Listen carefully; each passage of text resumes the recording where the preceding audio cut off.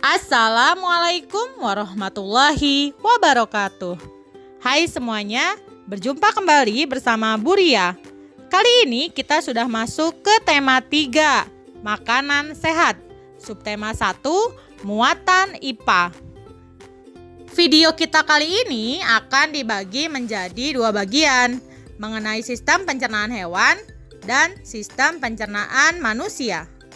Tujuan pembelajarannya adalah siswa mampu mengidentifikasi organ dan sistem pencernaan pada hewan dan manusia.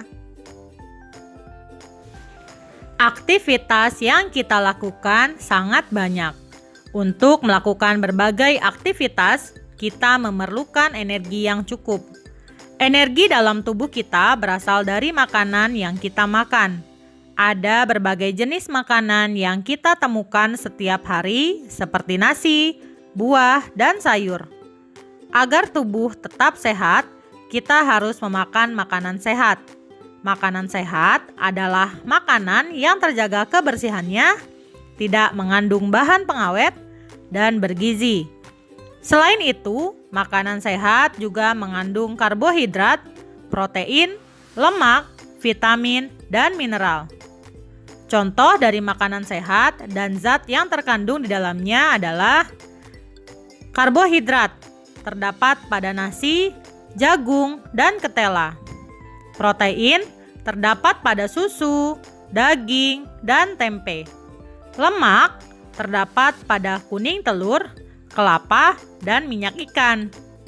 Vitamin, terdapat pada sayuran, kacang-kacangan, dan buah-buahan. Mineral, terdapat dalam kedelai, garam beriodium, dan ikan laut. Selain manusia, hewan juga membutuhkan makanan untuk bertahan hidup. Semua makanan melewati sistem pencernaan agar bisa dimanfaatkan oleh tubuh.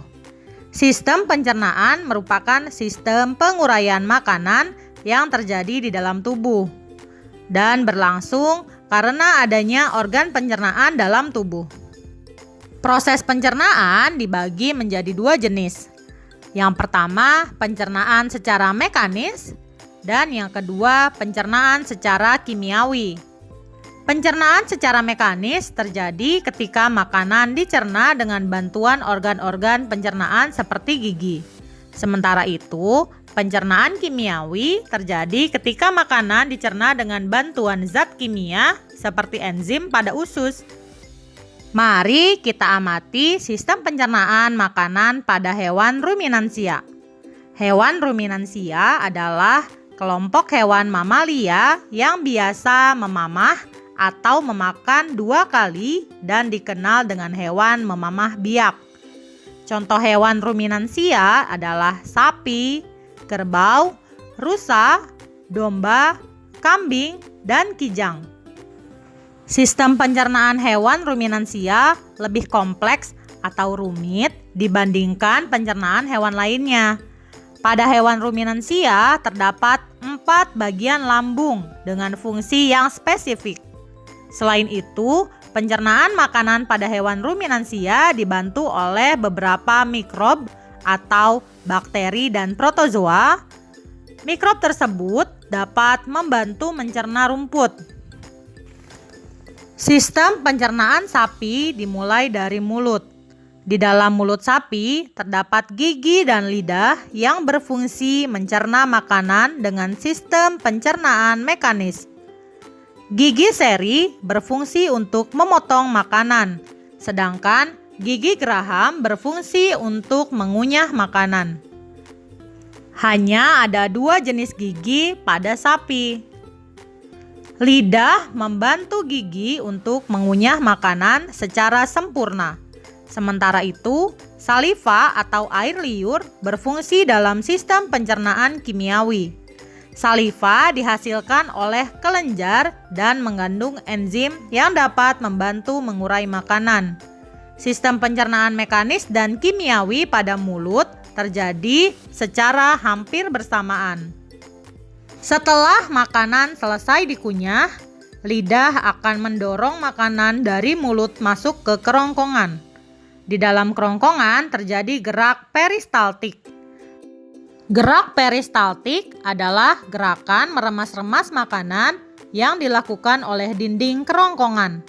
Makanan melewati kerongkongan menuju ke lambung sapi untuk pertama kali. Makanan masuk menuju rumen atau perut besar, yang merupakan tempat terjadinya sistem pencernaan dengan dibantu mikrob seperti bakteri dan protozoa. Bakteri menghasilkan enzim selulosa yang berfungsi untuk pencernaan makanan secara kimiawi. Kemudian, makanan masuk ke retikulum atau perut jala, yang merupakan tempat pembentukan makanan menjadi gumpalan kasar yang disebut bolus. Makanan juga diaduk dengan bantuan kontraksi otot dinding retikulum. Setelah itu, bolus pada retikulum akan didorong kembali melewati kerongkongan menuju ke mulut untuk dikunyah kembali. Setelah selesai dikunyah untuk kedua kali, makanan akan kembali melewati kerongkongan dan masuk ke dalam omasum atau perut kitab. Pada omasum, terjadi proses pencernaan dengan bantuan enzim pencernaan. Penyerapan air pada makanan juga terjadi di dalam omasum yang dilakukan oleh dinding omasum. Kemudian, makanan akan diproses lebih lanjut dalam abomasum atau perut masam, yang merupakan lambung sebenarnya pada sapi. Makanan dicerna secara kimiawi oleh enzim yang dihasilkan oleh dinding abomasum.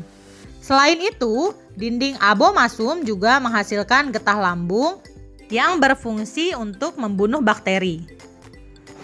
Setelah melewati proses pencernaan yang cukup panjang di dalam lambung, makanan akan masuk ke dalam usus halus. Oleh dinding usus halus, semua sari-sari makanan bisa diserap.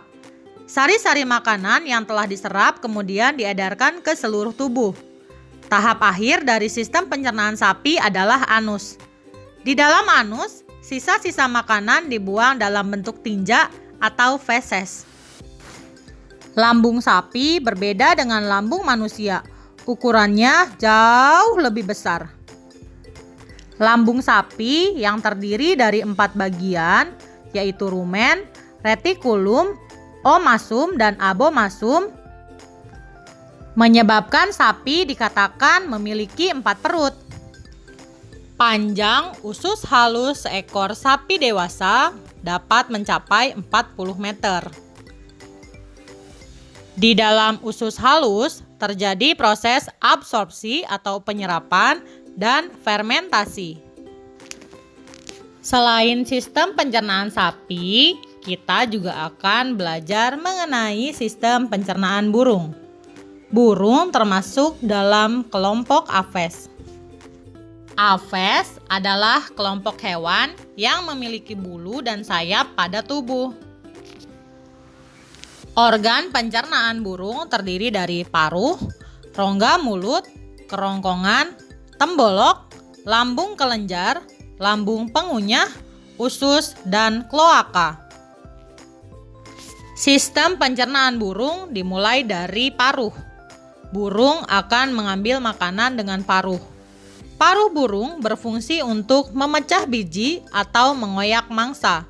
Makanan kemudian dimasukkan ke dalam rongga mulut untuk dicerna secara kimiawi dengan bantuan saliva.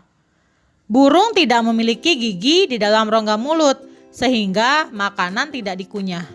Dari rongga mulut, makanan masuk menuju ke kerongkongan. Makanan disimpan sementara dalam tembolok. Kemudian masuk menuju lambung burung. Lambung burung terbagi menjadi 2, yaitu lambung kelenjar dan lambung pengunyah. Lambung kelenjar mencerna makanan secara kimiawi. Makanan dicerna dengan menggunakan enzim-enzim pencernaan. Sementara itu, lambung pengunyah mencerna makanan secara mekanis. Makanan diremas oleh otot-otot yang kuat di dalam lambung pengunyah. Makanan dari lambung pengunyah kemudian menuju usus halus. Di dalam usus halus terjadi pencernaan secara kimiawi menggunakan enzim pencernaan. Selain itu, di dalam usus halus juga terjadi penyerapan sari-sari makanan. Sisa makanan yang tidak terserap kemudian dikeluarkan melalui kloaka. Organ pencernaan dan sistem pencernaan manusia, lanjut di part 2 ya.